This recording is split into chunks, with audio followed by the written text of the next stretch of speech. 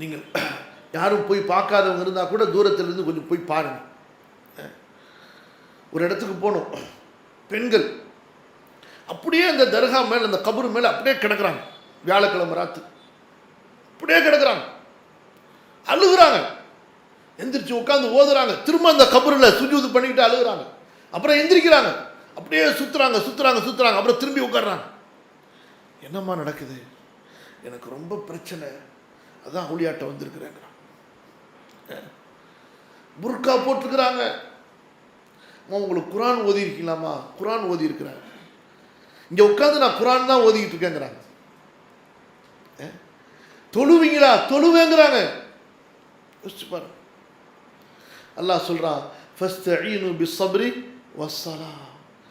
2 ரக்காத்து தொழுது அல்லாஹ்விடத்தில் கேளு. உதுஊனி அஸ்தஜிப் லக்கும், என்னிடத்திலே துஆ கேள், நான் உனக்கு பதில் அளிக்கிறேன். وَإِذَا سَأَلَكَ عِبَادِي عَنِّي فَإِنِّي قَرِيبٌ, நபியே என்னுடைய அடியார்கள் உன்னிடம் என்னை பற்றி கேட்டால் நீங்கள் கூறுங்கள், நான் மிக சமீபத்தில் இருக்கிறேன். அவர் உஜீபு தஅவத தாஇ இதா தஆனி, அழைப்பவர் என்னை அழைத்தால் நான் அவருடைய அழைப்புக்கு பதில் தருகிறேன். அவர்களும் என்னுடைய கட்டளைகளை ஏற்றுக்கொள்ளட்டும். ஃபல்யஸ்தஜீபு லி வல்யுமினு பி, அவர்கள் என்னை நம்பிக்கை கொள்ளட்டும். லஅல்லஹும் யர்ஷுதூன், அவர்கள் நேர்வழிக்கு வந்து விடுவார்கள். அல்லாஹ் சொல்றான், என்ன கூப்பிடு, என்ன அழை என்று.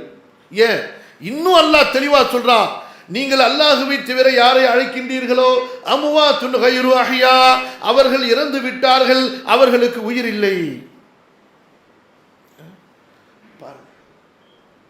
எப்பேற்பட்ட இந்த ஷிர்க்கை நினைச்சு நினைச்சு நினைச்சு நினைச்சு தான் ரசூல் ஸல்லல்லாஹு அலைஹி வஸல்லம் பயந்தார்கள். ஒவ்வொரு நபியும் பயந்தார்கள். ஏன் இந்த ஷிர்க் இருக்கு பாருங்க. ஈமான் எவ்வளவு பவர்ஃபுல்லோ, எப்படி ஈமான் தௌஹீத் லா இலாஹ இல்லல்லாஹ் எவ்வளவு பவர்ஃபுல், எவ்வளவு அல்லாஹ்விடத்தில் வலிமை மிக்கதோ, இந்த ஷிர்க் அவ்வளவு டேஞ்சர். இந்த ஷிர்க் எப்படி சொல்லுங்க, அவ்வளவு பயங்கரமான டேஞ்சர், பயங்கரமான டேஞ்சர். என்ன ஆயிடும் ஷிர்க் செஞ்சா? என்ன ஆகும்?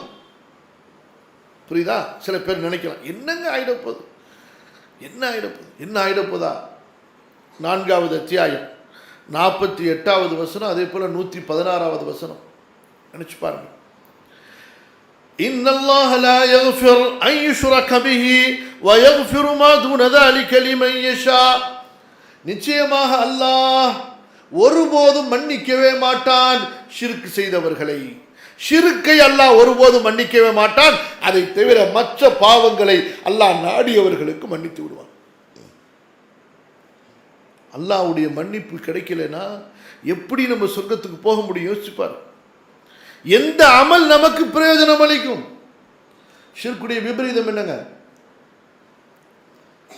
ஷிர்க் செஞ்சிட்டா அல்லாஹ் மன்னிக்க மாட்டான். அடுத்தது 5வது அத்தியாயத்தினுடைய 72வது வசனம், இன்னஹு மன் யுஷ்ரிக் பில்லாஹ் ஃபகத் ஹர்ரம அல்லாஹு அலைஹில் ஜன்னah வ மஅவாஹுன் நார் வ மா லில்-ஸாலிமீன மின் அன்சார்.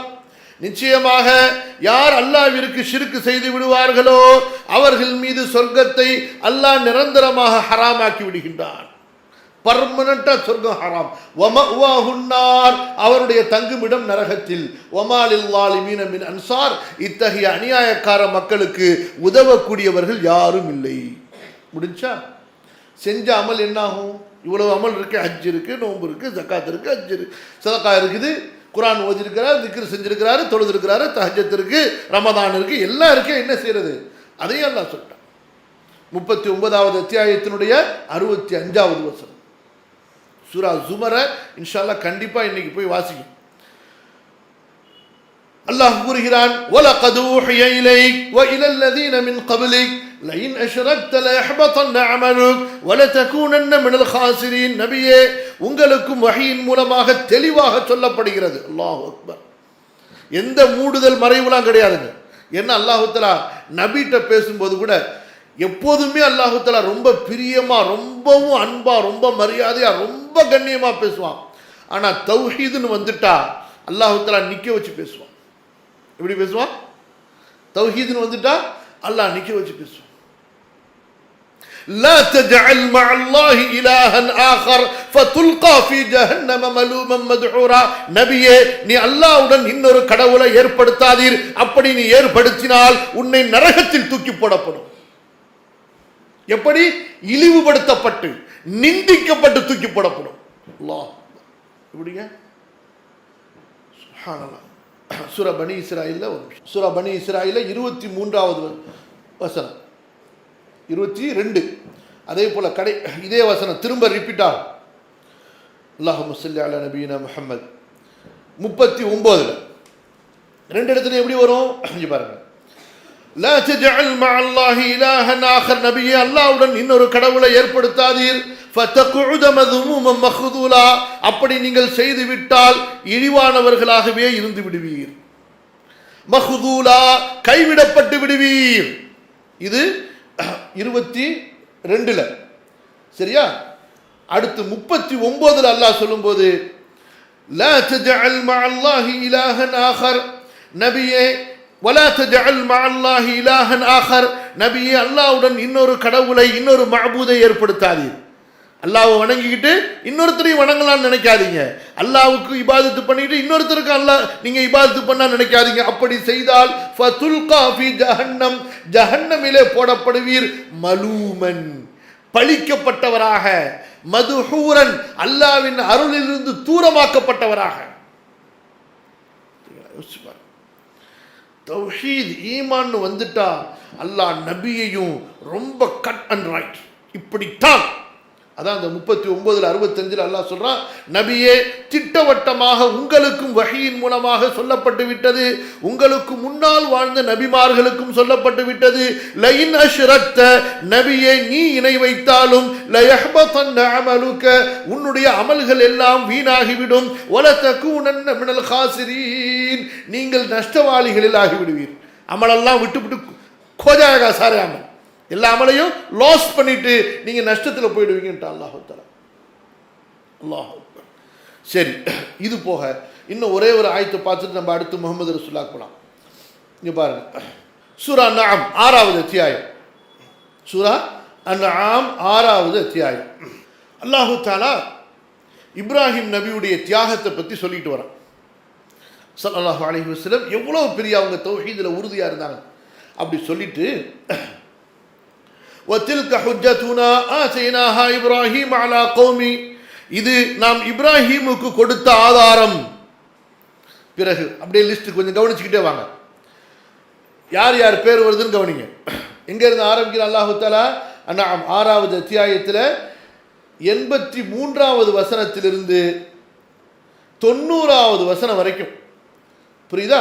அதுல ஒரு நம்பர் நான் சொல்றேன், அதை வீட்டில் போய் இன்னும் தெளிவாக படிச்சு பாருங்க. 88வது வசனம், 6ல் 88. இப்போ கண்டினியூவா வாங்க.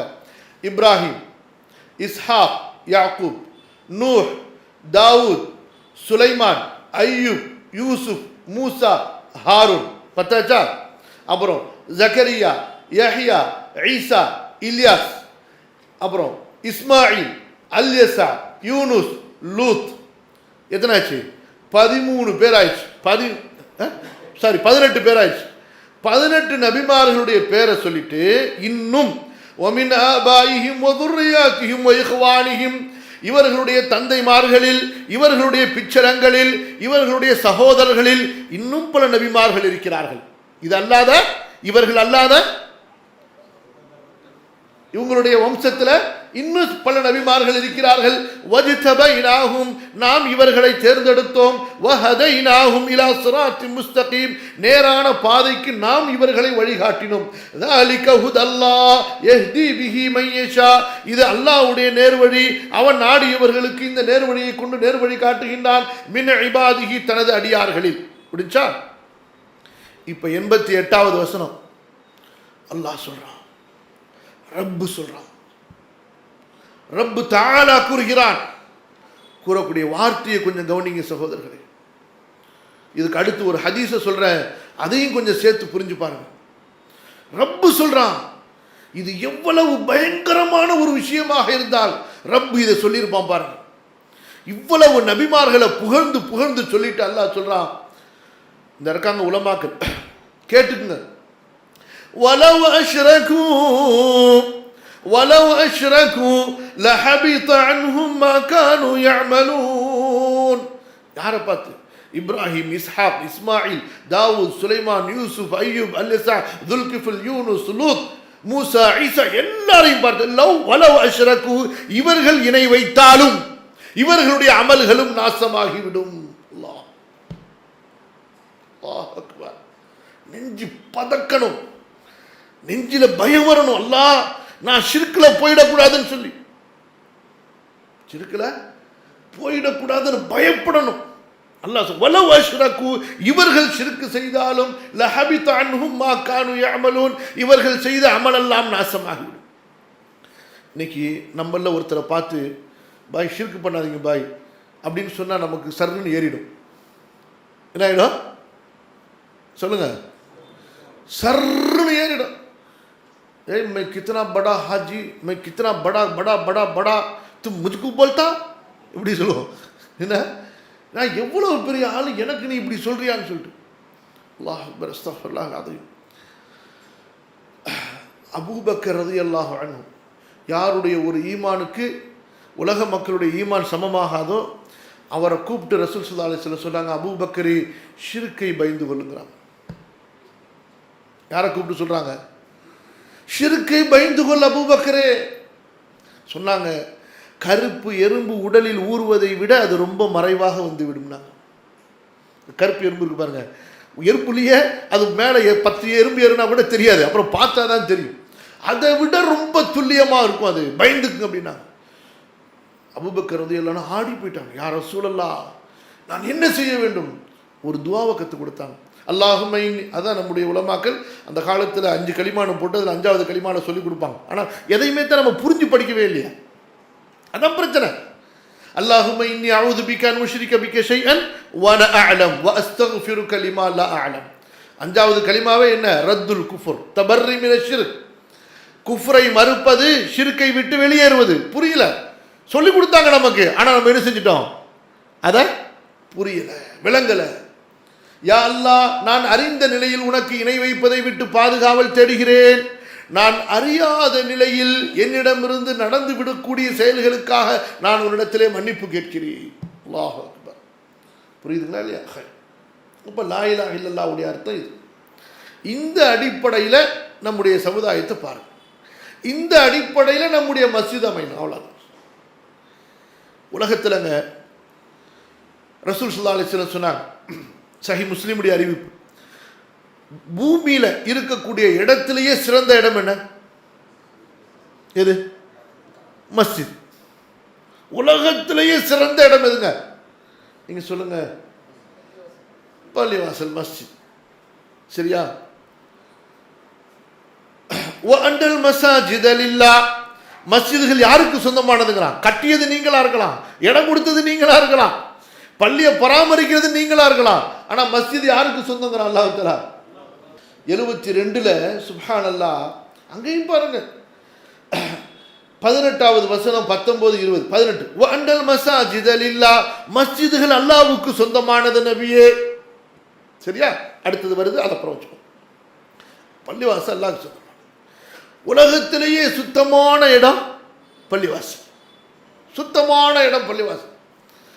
கொஞ்சம் சிந்திச்சு பாருங்க, பூமியே எல்லாமே அல்லாஹ் படைச்சது, எங்கேயுமே அல்லாஹ்வுக்கு மாறு செய்யக்கூடாது, எங்கேயுமே அல்லாஹ்வுக்கு படைச்ச ரப்புக்கு மாறு செய்யக்கூடாது. அப்படி இருக்கும்போது அல்லாஹ்வுக்கு பிடித்தமான அல்லாஹ்வுடைய வீட்டில் வச்சு ஒருத்தன் மாறு செஞ்சானா கொஞ்சம் நினைச்சு பாருங்க. அல்லாஹ் எவ்வளவு கோபப்படுவான். அல்லாஹு தஆலா காபத்துல்லாவில் அந்த சிலைகள் வணங்கப்பட்ட போது அல்லாஹு தஆலா தன்னுடைய நபியை அனுப்பி அந்த சிலைகள் அந்த காபத்துல்லாவிலிருந்து வெளியாக்கணும்னு சொல்லி 13 வருஷம் மக்கால, அதுக்கு பிறகு மதீனால 8 வருஷம் தொடர்ந்து ரசூல் ஸல்லல்லாஹு அலைஹி வஸல்லம் அந்த குறைஷிகளோட பேச்சுவார்த்தை, போர். எதுக்குங்க? எதுக்கு? அல்லாஹ்வுடைய வீட்டை சுத்தமாக்க வேண்டும். வஅஹித்னா இலா இப்ராஹீம வ இஸ்மாஈல அன் தஹிரா பைத்திய, நாம் இப்ராஹீமுக்கு கட்டளையிட்டோம்.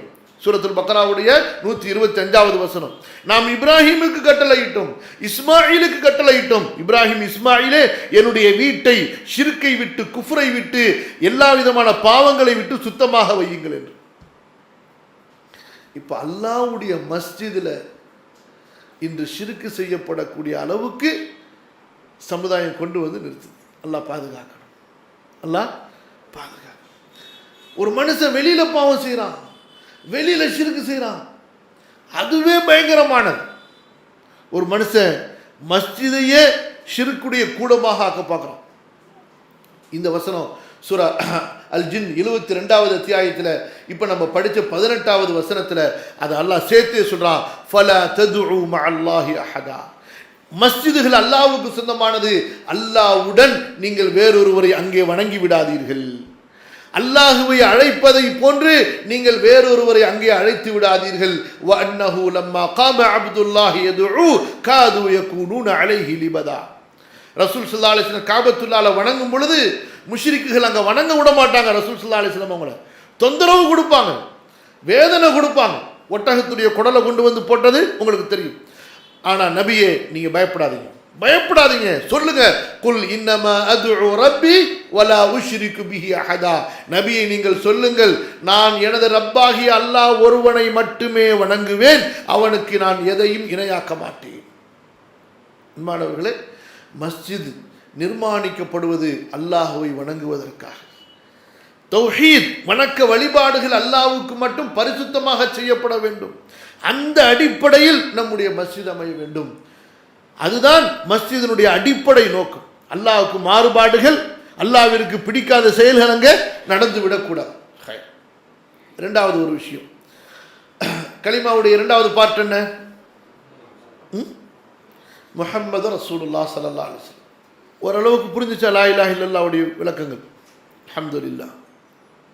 முஹம்மது ரசூலுல்லாஹ் ஸல்லல்லாஹு அலைஹி வஸல்லம் நம்ம என்ன சொல்றோம் இங்கே? எல்லாருமே ஏற்றுக்கிறோம், முஹம்மது ஸல்லல்லாஹு அலைஹி வஸல்லம் அல்லாஹ்வுடைய ரசூல். முஹம்மது ஸல்லல்லாஹு அலைஹி வஸல்லம் அல்லாஹ்வுடைய ரசூல். இதில் ஒருத்தன் டவுட் பட்டால் இஸ்லாத்தை விட்டு வெளியே போயிடுவான், சரியா? ஆனால் இப்போ என்ன பிரச்சனை மக்களுக்கு? முஹம்மது ரசூலுல்லாவை புரிஞ்சுக்கிட்டாங்களா இல்லையா? முஹம்மது ரசூலுல்லாவை புரிஞ்சாங்களா இல்லையா? பெரும்பாலானவர்கள் புரியவில்லை. எப்படி சொல்றீங்கன்னு நீங்க கேட்கலாம். எப்படி சொல்றோம்னா, அவங்க என்ன நினச்சிக்கிட்டாங்க, முஹம்மது ஸல்லல்லாஹு அலைஹி வஸல்லம் அல்லாஹ் அவங்கள ரசூலை அனுப்புனா நாங்கள் ஏற்றுக்கிட்டோம், முடிஞ்சிருச்சுன்னு நினச்சிக்கிட்டாங்க இல்லையா? முடிஞ்சிருச்சா? முடிஞ்சிருச்சானா முடியல. குர்ஆன் சொல்லுது முடியலைங்குது. பிகாஸ் முஹம்மது ஸல்லல்லாஹு அலைஹி வஸல்லம் அல்லாஹ்வுடைய ரசூலா நீங்கள் ஏற்றுக்கிட்டீங்களே, அது ஸ்டார்டிங். அது என்ன? ஸ்டார்டிங், ஆரம்பம் தான்.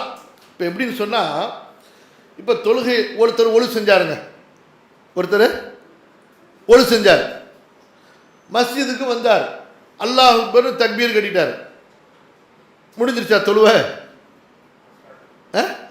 நான் கேட்குறது புரியல. பஹுத் அச்சா வஸூ கியா, ரொம்ப சிறப்பாக ஒழு செஞ்சார், வந்தார், அல்லாஹ் அல்லாஹு அக்பர்னு தக்பீர் கட்டிட்டார், முடிஞ்சிருச்சா தொழுவை? இப்பதான் ஸ்டார்ட் பண்ணியிருக்கிறார் தொழுவை, இப்பதான் ஆரம்பித்திருக்கின்றார். அதுக்கப்புறம் என்ன செய்யணும்? நிற்கணும். அப்புறம் என்ன செய்யணும்? குர்ஆன் ஓதணும். அப்புறம் என்ன செய்யணும் சொல்லுங்க? ருக்கு போகணும். அப்புறம் என்ன செய்யணும்? ருக்குவிலிருந்து எந்திரிக்கணும். எந்திரிக்காம சுஜூத் போனாலும் வேலைக்கு ஆகாது. எந்திரிக்கணும், நிற்கணும். அப்புறம் என்ன செய்யணும்? சுஜூத் போகணும். அப்புறம் என்ன செய்யணும்? சுஜூதுலேருந்து எந்திரிச்சு உட்காரணும். உட்காராம அப்படியே ரிவர்ஸ் அடித்தாலும் ஒத்துக்க மாட்டான் அல்லாஹ் தஆலா. எந்திரிச்சு உட்காரணும், அதுக்கப்புறமா திரும்ப சுஜூது போகணும், அதுக்கப்புறமா திரும்ப எந்திரிக்கணும், திரும்ப ஓதணும், திரும்ப ருக்கு போகணும், திரும்ப எந்திரிக்கணும்.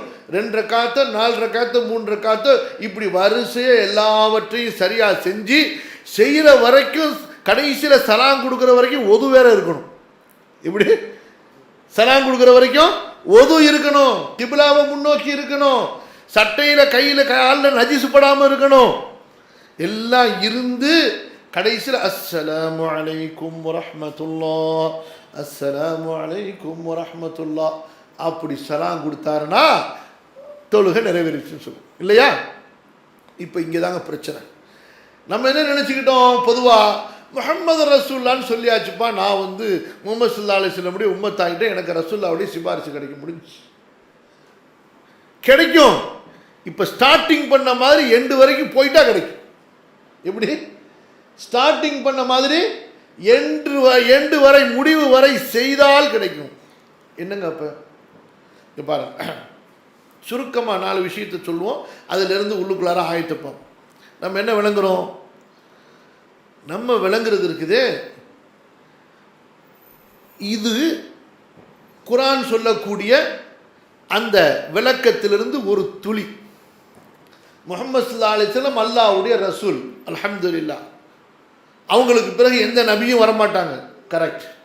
ஆனால் இந்த முஹம்மது ரசூலுல்லாவை நீ எப்படி ஏற்றுக்க போற? முஹம்மது ஸல்லல்லாஹு அலைஹி வஸல்லத்தை ரசூல்னு சொன்ன உடனேயே உனக்கு அவங்களுக்கு உண்டான ரிலேஷன்ஷிப் கம்ப்ளீட் ஆயிடுச்சா? இல்லை, இனிமே தான் ஆரம்பிக்க போதா? பாருங்க, முதலாவது அத்தஸ்தீக் ஃபீமா அக்பர். கண்டிஷன் நம்பர் 1, நபி ஸல்லல்லாஹு அலைஹி வஸல்லம் ரசூலுல்லாஹ் என்று நாம் அவரை நம்பிவிட்ட போது அவர்கள் கூறிய அத்தனை செய்திகளையும் சந்தேகம் இல்லாமல் நான் உண்மை என்று நம்புகிறேன். எப்படிங்க? உலகமே ஒன்றை சொல்லட்டும், உலகத்தில் உள்ள அறிவாளிகள், விஞ்ஞானிகள், மெஞ்ஞானிகள், பண்டிதர்கள், தத்துவவாதிகள், என்ன எனும் எல்லாரும் சேர்ந்து ஒன்றை சொல்லட்டும். ஆனால் நம்முடைய முஹம்மது ரசூலுல்லாஹ் ஸல்லல்லாஹு அலைஹி வஸல்லம் ஒன்றை சொல்லிட்டாங்களா, முடிஞ்சு அவ்வளோ. அதுக்கு கீழே தான் மற்றவங்க பேச்சுலாம், அவங்க பேச்சு தான் ஹை. இவங்க சொன்னது பொய்யாக ஆகவே ஆகாது. உலக மக்கள் சொல்றது எல்லாமே பொய்யாகவும் ஆகலாம், அதுக்கு மாற்றமாகவும் நடக்கலாம். ஆனால் ரசூலுல்லாஹ் சொல்றதுக்கு சொல்லுங்க, மாற்றமா நடக்கவே முடியாது. வன்னஜ்மி இதா ஹவா மா ضل صاحبكم وما غوى وما ينطق عن الهوى إن هو إلا وحي يوحى. அவர் பொய்யாக பேச மாட்டார், வஹி இல்லாமல் அவர் பேச மாட்டார், மன இச்சையோடு அவர் பேச மாட்டார், அவர் வழிகட்டவர் அல்ல, அவர் மன இச்சையை பின்பற்றக்கூடியவர் அல்ல. முடிச்சு. அல்லாஹு தஆலா சொல்லக்கூடிய கேரண்டி, இன் ஹுவ இல்லா வஹி யூஹா. அவர் எதை பேசுவாரோ அது எல்லாம் அல்லாஹ்வின் புறத்திலிருந்து கொடுக்கப்படக்கூடிய வஹி. அவருக்கு அந்த வஹியை கற்றுக் கொடுப்பதற்காக அல்லமஹு ஷதீதுல் குவா, மிக்க வலிமையுடைய ஜிப்ரீல் வந்து கற்றுக் கொடுத்தார். இப்படி குர்ஆனை ரசூல் ஸல்லல்லாஹு அலைஹி வஸல்லம் அவங்களுக்கு ஜிப்ரீல் வந்து ஓதி காட்டிட்டு மட்டும் போல, குர்ஆனுடைய வார்த்தைகளை கற்றுக் கொடுப்பார், அதனுடைய விளக்கங்களை கற்றுக் கொடுப்பார், அதை எப்படி அமல் செய்ய வேண்டும் என்பதையும் கற்றுக் கொடுப்பார். புரிஞ்சா இல்லையா? எனவே அவருடைய பேச்சில் பொய் கலக்கிறதுக்கு வேலை இல்லை. எந்த ஹதீஸினுடைய சனத் அறிவிப்பாளர் சரியானவர்கள், இந்த தாபிஈ இந்த சஹாபிட்ட கேட்டாரு, இந்த சஹாபி ரசூலுல்லாஹ்ட்ட கேட்டார், முடிஞ்ச அவ்வளவுதான். அந்த தாபியிடமிருந்து இந்த தபுஉ தாபிஇ கேட்டார், அந்த தபுஉ தாபியிடமிருந்து இன்ன இமாம் கேட்டார், புத்தகத்தில் பதிவு செய்யப்பட்டு தான் முடிஞ்சு. இப்போ நமக்கு முன்னாடி ரசூல்லா இருந்து நம்ம ரசூல்லாவுடைய வாயிலிருந்து கேட்டா நம்ம எப்படி யக்கீன் கொள்வோமோ அந்த மாதிரி யக்கீன் கொள்ளணும். இப்படி இன்கேஸ் நம்ம ரசூல் ஸல்லல்லாஹு அலைஹி வஸல்லம் உடைய காலத்தில் இருந்து ரசூல்லா சொல்றத நம்ம காதால கேட்டால் எப்படி நம்பிக்கை கொள்வோமோ அதே தரத்தில் நாம் நம்பிக்கை கொள்ள வேண்டும்.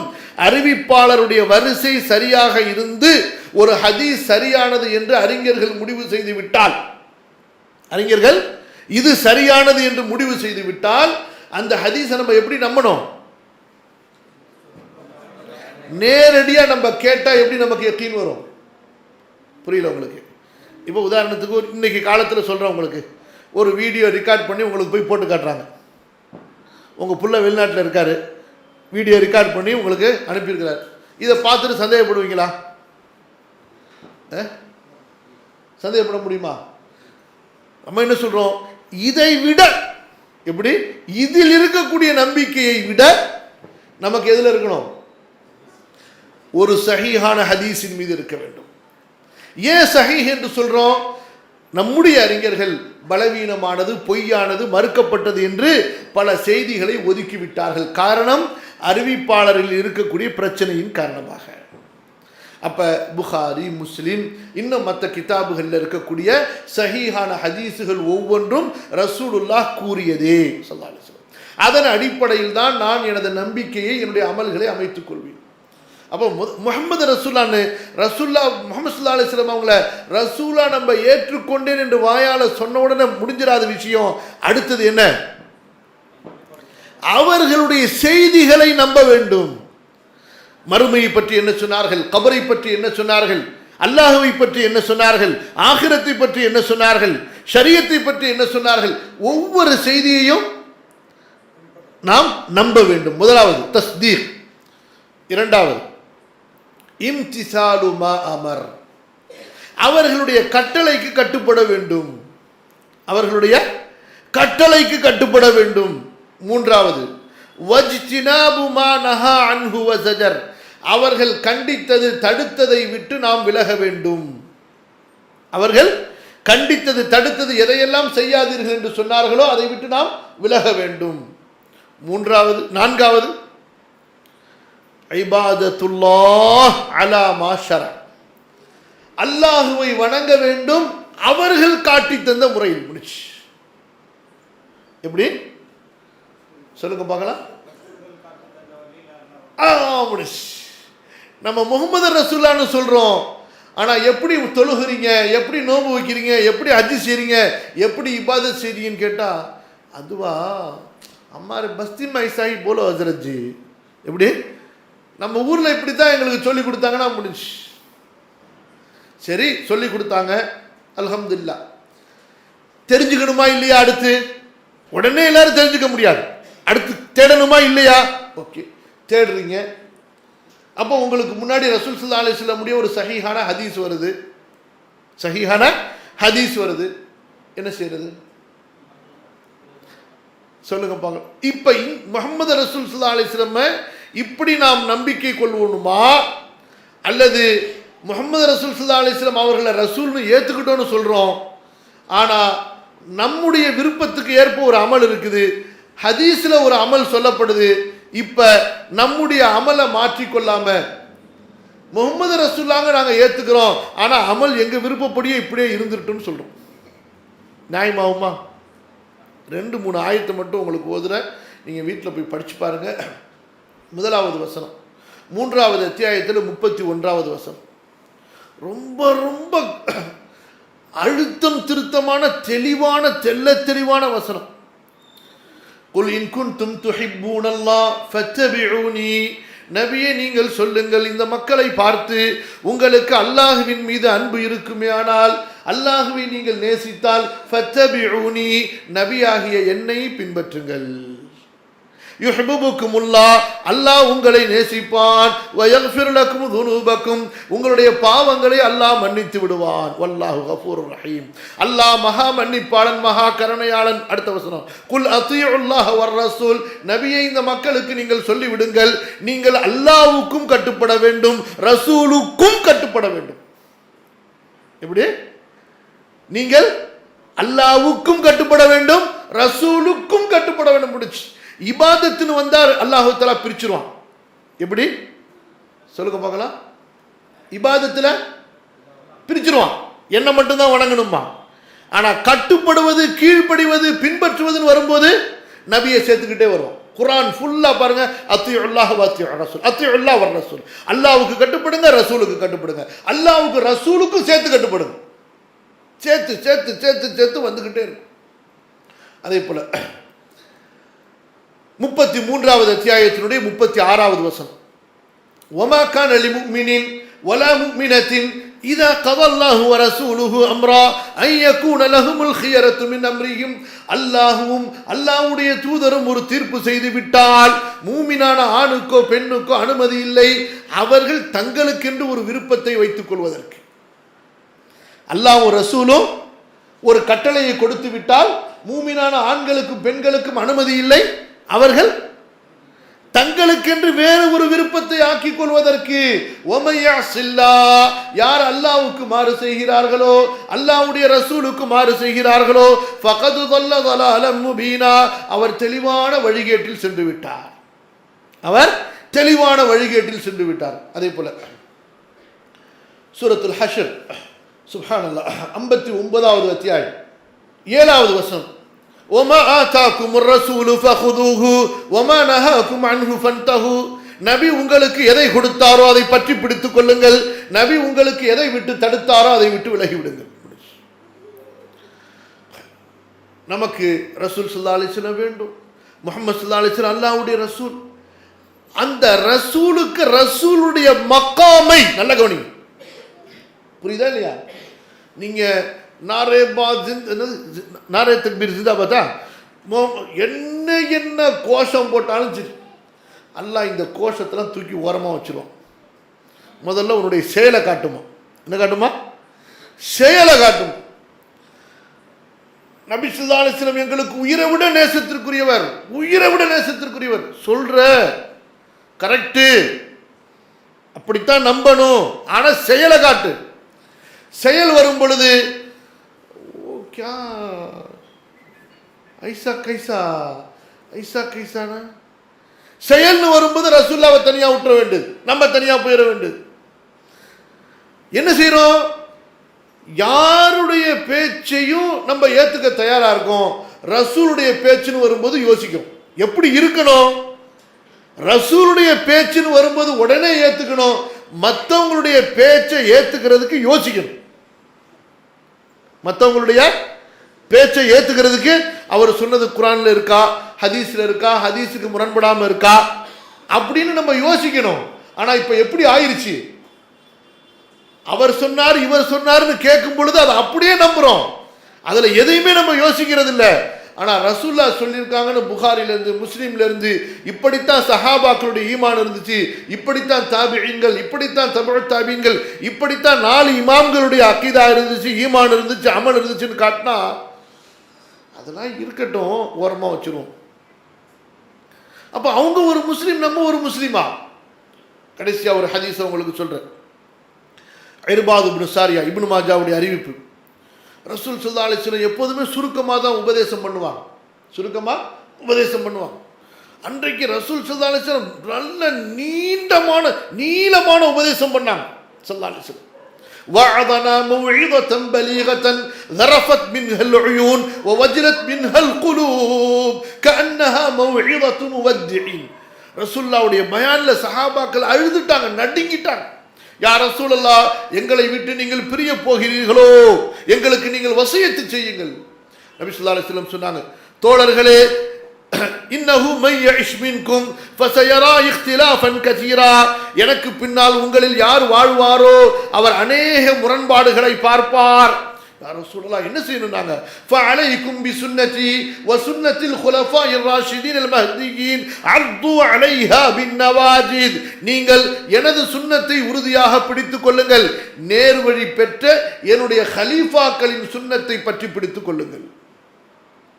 ஒன்றுமில்லை, நமக்கு மத்தியில் கருத்து வேற்றுமை இருக்கா? வாங்க, நமக்கு முன்னாடி குர்ஆன் இருக்கு, நமக்கு முன்னாடி ஹதீஸ் இருக்கு, நமக்கு முன்னாடி 4 கலீஃபாக்களுடைய அமல் இருக்கு. இவங்களை மிஞ்சி யாருமே சொர்க்கத்துக்கு போயிட முடியாது இல்லைங்க, சொல்லுங்க பார்க்கலாம். இவங்கெல்லாம் போறதுக்கு முன்னாடி ஒருத்தர் ஷார்ட்கட்ல சொர்க்கத்துக்கு போயிட முடியுமா? சொல்லுங்க பார்க்கலாம். இவங்க போற சொர்க்கத்துக்கு தானங்க நம்ம போனோம். இல்லை நமக்கு ஒரு சொர்க்கம் அவங்களுக்கு ஒரு சொர்க்கமா? சொல்லுங்க. அன்பானவர்களே, இவர்களிடத்தில் எது தீன் இல்லையோ அது எப்படி நமக்கு அது தீனாக ஆகும்? இமாம் மாலிக் 4 இமாம்கள்ல பெரிய இமாம், ஹிஜ்ரி 90ல பிறந்தாங்க. ஹதீஸ் கிதாபுடைய முதல் கிதாப் எழுதினாங்க. மிக தெளிவா சொன்னாங்க, எது சஹாபாக்களிடத்தில் தீனாக இல்லையோ அது இன்றும் தீனாக இருக்காது, என்றும் தீனாக ஆக முடியாது. முடிச்சு. எது சஹாபாக்களிடத்தில் தீனாக இல்லையோ அது இன்றும் தீனாக ஆக முடியாது, என்றும் அது தீனாக ஆக முடியாது. முடிச்சு. எந்த ஒரு அமலா இருந்தாலும் சரி, சஹாபாக்களுடைய செயல் அதில் இருக்கிறதா, அதுதான் ஃபைசலா. ஏன்னா குர்ஆன் ஆயத்து சொல்லும்போது ஒருத்தர் இல்லை இதை இப்படியும் விளங்கிக்கலாம், இன்னொருத்தர் ஹதீஸை காட்டும்போது இல்லை இல்லை ஏன் இப்படி விளங்கிக்க கூடாது. விளங்கலாம், சஹாபாக்கள் விளங்கலையே, அவங்கள மிஞ்சி நம்ம எப்படி விளங்க முடியும்? எப்படி? நீங்க சொல்ற விளக்கம் சரியான விளக்கமா இருந்திருந்தால் அதை யார் விளங்கி இருப்பார்கள்? சஹாபாக்கள் விளங்கி இருப்பார்கள். அவர்களுக்கு புரியாத மார்க்கம் நமக்கு எப்படி புரிய முடியும்?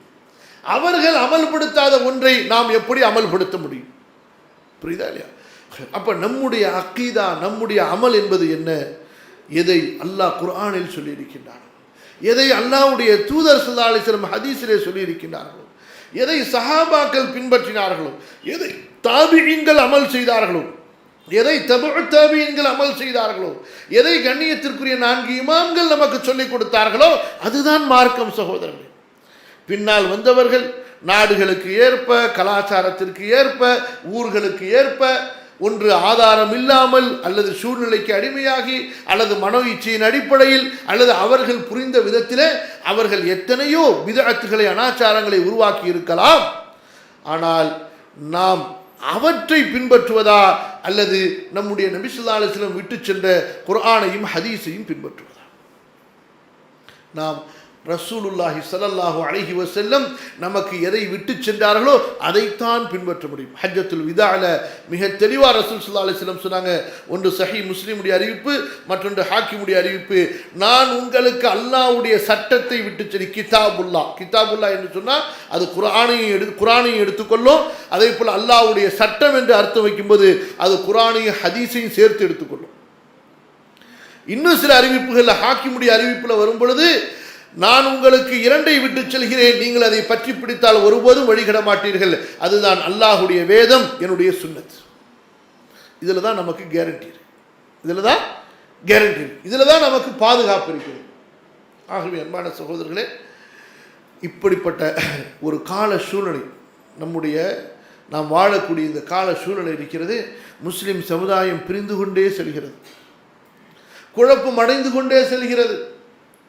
நம்முடைய விருப்பத்தையும் நம்முடைய ஆசையும் நாம் திணிக்க முயற்சி செய்யும் போது அங்கே பிரிவினை தான் ஏற்படும், அங்கே குழப்பம் தான் ஏற்படும். அல்லாஹு தஆலா சூரா அன்-நூர் 24வது அத்தியாயத்தினுடைய 51, 52வது வசனத்தில் சொல்றான், மூமின்கள் யார்? இன்னமா கான கௌலல் முஃமினீன் இதா துஉ இலல்லாஹி வ ரசூலிஹி அம்ரா. மூமின்கள் அல்லாஹ்வின் பக்கம் அழைக்கப்பட்டால், நபியின் பக்கம் அழைக்கப்பட்டால் வாருங்கள், அவர்கள் உங்களுக்கு தீர்ப்பு சொல்வார்கள் என்று அவர்கள் சொல்வார்கள். சமிஅனா, நாங்கள் அல்லாஹ் சொல்வதை காது கொடுத்து கேட்போம், நபி சொல்வதை காது கொடுத்து கேட்போம். வ அத்தஅனா, நாங்கள் அதற்கு கட்டுப்படுவோம் என்று சொல்வார்கள். அல்லாஹ் சொல்கிறான், இவர்கள் தான் வெற்றியாளர்கள், இவர்கள் தான் மூமின்கள். யார் அல்லாஹுவை பயந்து கொள்கிறார்களோ, வம யுத்தில்லாஹ வ ரசூலஹு, அல்லாஹ்வுக்கும் அல்லாஹ்வுடைய ரசூலுக்கும் கட்டுப்பட்டு, வ யக்ஷல்லாஹ, அல்லாஹுவை பயந்து, வ யத்தகிஹி, அவனுக்கு அஞ்சுவார்களோ, ஃபஉலாயிக ஹுமுல் ஃபாயிஸூன், அவர்கள் தான் வெற்றியாளர்கள். யாரு? அல்லாஹ்வுக்கும் ரசூலுக்கும் கட்டுப்பட்டு அல்லாஹ்வுக்கு பயந்து அஞ்சி வாழ்வார்களோ அவர்கள் வெற்றியாளர்கள். ஆகவே கண்ணியத்திற்குரியவர்களே, அல்ஹம்துலில்லாஹ், இவ்வளவு பெரிய ஒரு நெருக்கடியான காலகட்டத்தில் பலவிதமான பொருளாதார சிக்கல்களில் அல்லாஹு தஆலா உங்களுக்கு இந்த இடத்துல அல்லாஹுவை வணங்குவதற்காக ஒரு மஸ்ஜிதை ஏற்படுத்தி கொடுத்திருக்கிறார். இதற்கு நீங்கள் அல்லாஹ்வுக்கு நன்றி செலுத்த வேண்டும். எப்படி ஒற்றுமையாக இருந்து குர்ஆன் சுன்னாவின் அடிப்படையில் அந்த தூய சஹாபாக்கள், தாபிஈன்கள், இமாம்களுடைய வழியிலே இந்த மஸ்ஜிதை எப்படி நடத்துவது என்ற அந்த ஒருமித்த கருத்துக்கு நீங்கள் வர வேண்டும். நமக்கு மத்தியில் உள்ள குழப்பங்கள், பிரச்சனைகள் எல்லாம் எப்போது வரும்? நாம் நம்முடைய பார்வையை குறுகிய வட்டத்துக்குள் வைத்து இங்கே அங்கே என்று பார்க்கும் பொழுது கண்டிப்பாக பிரச்சனைகள் வரும். அப்படியே மூலத்திற்கு நாம் சென்று விட வேண்டும். எப்படி நம்முடைய சஹாபாக்கள் அமல் செய்தார்கள், மஸ்ஜித் நபவியிலே எப்படி தொழுதார்கள், மதீனா முனவராவிலே எப்படி தொழுதார்கள், சஹாபாக்களுடைய அமல் எப்படி இருந்தது? தெரியவில்லை என்றால் ஃபஸ்அலு அஹ்ல ذிக்ரி இன் குன்தும் லா தஅலமூன், உங்களுக்கு தெரியவில்லையா அது பற்றி தெரிந்த அறிஞர்களிடத்தில் நீங்கள் கேளுங்கள். அல்லாஹ் என்ன சொல்கிறார்? ஒரு இமாம், ஒரு ஆலிம், மார்க்கத்தை படித்தவர், எங்களுக்கு நீங்கள் குர்ஆனிலிருந்து வழிகாட்டுங்கள், ஹதீஸிலிருந்து வழிகாட்டுங்கள். அல்லாஹ்வுடைய தூதர் எப்படி சொன்னார்கள்? உங்களுடைய விருப்பங்களை, கருத்துக்களை வைத்துவிட்டு எங்களுக்கு நேரடியாக மார்க்கத்திலிருந்து நம்முடைய இமாம்கள் என்ன சொன்னார்கள். புரியுதா இல்லையா? இப்போ இன்று பாருங்க, நான் ஒரு சில விஷயங்கள் இன்ஷா அல்லாஹ் சொல்லி முடிச்சிடுறேன். நீங்கள் நினைக்கிறீங்க, ஏன் நம்முடைய விருப்பத்தின்படி நடக்கக்கூடாதா, அப்படி இதை ஏற்றுக்கொள்ளக்கூடாதா, அதை ஏற்றுக்கொள்ளக்கூடாதான்னு சொல்லிட்டு, புரியுதுங்களா? அன்றைக்கு நம்முடைய சகோதரர்கள் இருக்கும் பொழுது சில விஷயங்களை சொல்லி காட்டேன். நமக்கு எந்த ஜமாத்தோடையும் எந்த முஸ்லீம்களுடைய யாரோடையும் நமக்கு வெறுப்பு கிடையாது. நம்ம எல்லாரையும் நேசிக்கிறோம். அதுதான் ஒரு முஸ்லீமுடைய கொள்கையாக இருக்கும். அல்லாஹ்வையும் அல்லாஹ்வுடைய ரசூலையும் நேசிப்பவர்களை நாம் நேசிக்கிறோம். யார் அல்லாஹ்வுடைய தூதரோடு பகைமை காட்டுகிறார்களோ அவர்களிடத்தில் தான் நாம் பகைமை காட்ட முடியும். அவர்களை விட்டுத்தான் நாம் விலக முடியுமே தவிர இஸ்லாமை ஏற்று அல்லாஹ்வையும் ரசூலையும் நேசிக்கக்கூடிய ஒரு முஸ்லீமை விட்டு நாம் விலகக்கூடாது. புரியுதா? இப்போ